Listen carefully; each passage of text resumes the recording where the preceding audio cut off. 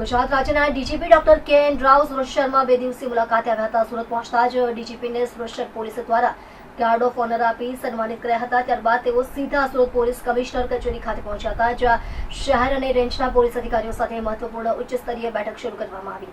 આ બેઠકમાં ગુજરાત પોલીસના આઈજી, ડીઆઈજી, ડીસીપી સહિત સુરત રેન્જના તમામ વરિષ્ઠ પોલીસ અધિકારીઓ હાજર રહ્યા હતા.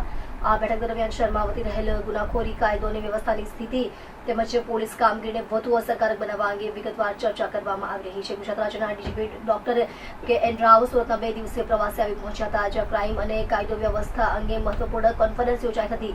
આ મહત્વપૂર્ણ બેઠકમાં ગુજરાત પોલીસના આઈજી, ડીઆઈજી, ડીસીપી સહિત સુરત રેન્જના તમામ ઉચ્ચ અધિકારીઓ હાજર રહ્યા હતા. આ બેઠકમાં ડીજીપી ડોક્ટર કે એન રાવે ખાસ કરીને ક્રાઇમ કંટ્રોલને લઈને અધિકારીઓને કડક સૂચનાઓ આપી છે. શહેરમાં લૂંટ, ચોરી, છેતરપિંડી અને અન્ય ગુનાઓ સામે ઝડપી અને કડક કાર્યવાહી કરવા પર ભાર મૂકવામાં આવ્યો છે અને સાથે સાથે ગુનાઓની તપાસ વધુ ઝડપી અને પારદર્શક બને તે માટે પણ માર્ગદર્શન આપવામાં આવ્યું છે.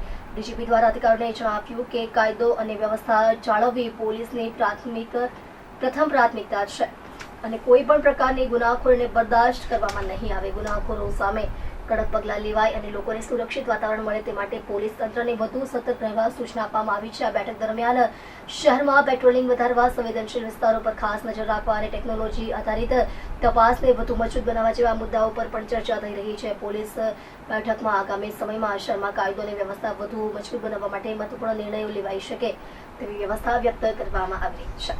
આજ રોજ સુરત શહેર ખાતે રિજનલ ક્રાઇમ કોન્ફરન્સનું આયોજન કરવામાં આવેલું છે.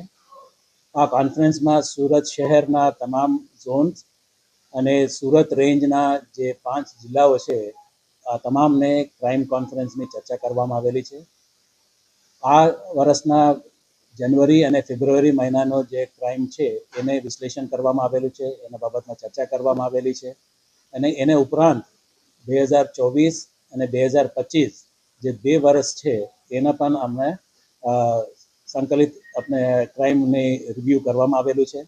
ખાસ કરીને ભાર એના ઉપર મૂકવામાં આવેલું છે કે જે અનડિટેક્ટેડ ઓફેન્સીસ છે, જે વનશોધાયેલા છે, એના ઉપર ખાસ ધ્યાન આપવા માટેનું આપણે ચર્ચા કરવામાં આવેલી છે અને ખાસ કરીને જે ગંભીર પ્રકારના જે ગુનાઓ છે, ખૂનની કોશિશ, ડેકોઇટી અને જે પ્રોપર્ટી ઓફેન્સીસ છે, house breaking by day, house breaking by night અને વિશેષમાં જે પોક્સોનો કેસીસ, જે મહિલા અને બાળકો ઉપર જે અત્યાચાર થાય છે એ કેસીસ બાબતમાં રિવ્યૂ પણ કરવામાં આવેલી છે અને એમને ડિટેક્શનના પણ વિશ્લેષણ કરવામાં આવેલું છે અને જ્યાં અનડિટેક્ટ રહ્યા છે એના ઉપર વિશેષ ધ્યાન આપવા માટે સિનિયર ઓફિસર્સને સૂચના આપવામાં આવેલી છે.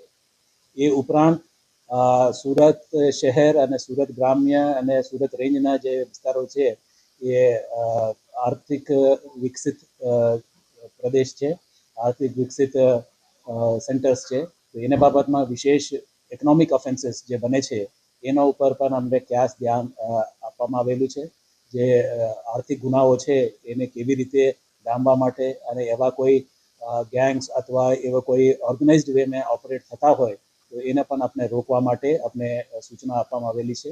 એ ઉપરાંત આપ સૌ જાણો છો કે સાયબર ક્રાઇમ જે છે એક મહત્વનો મુદ્દો છે અને કાફી કિસ્સાઓ બને છે. લગભગ 18 પ્રકારના જુદા જુદા સાયબર ક્રાઇમ્સ થતા હોય છે. ડિજિટલ અરેસ્ટથી માંડીને fraud investments, Ponzi schemes, bullying, cyber stocking, ઘણી બધી 18 જેટલા અલગ અલગ જુદા જુદા પ્રકારના બનાવો છે જે સાયબર ક્રાઇમમાં આપણે સંકલિત કરી શકાય. તો એ દિશામાં પણ જે આપણા અલિયાદુર સાયબર ક્રાઇમ સેન્ટર છે તો એના પણ આપણે ખાસ સૂચના આપવામાં આવેલી છે અને કામગીરી સારી છે. એ લોકો પણ આપણે આવતા દિવસોમાં એક અલગથી એપ બનાવી રહ્યા છે અને જે જિલ્લાઓમાં જે સાયબર ક્રાઇમ પોલીસ સ્ટેશન્સ છે એ લગભગ આખા રાજ્યમાં આપણા પાસે 39 જેટલા પોલીસ સ્ટેશન છે સાયબર ક્રાઇમના. અને આપ સૌ જાણો છો કે ગુજરાત સરકારે ગયા વર્ષમાં આપણે સાયબર સેન્ટર ઓફ એક્સલન્સનો શરૂ કરવાની જાહેરાત કરી છે.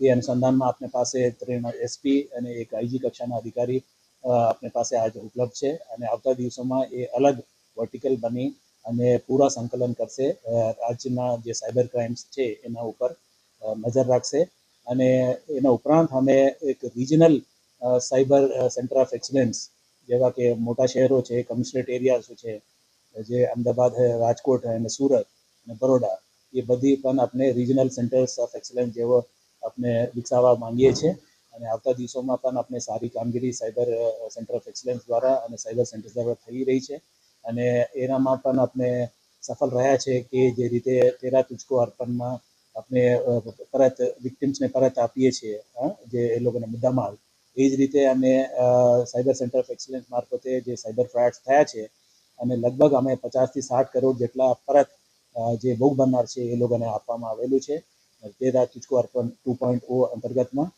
અને આવતા દિવસોમાં પણ આપણે મીટિંગ્સ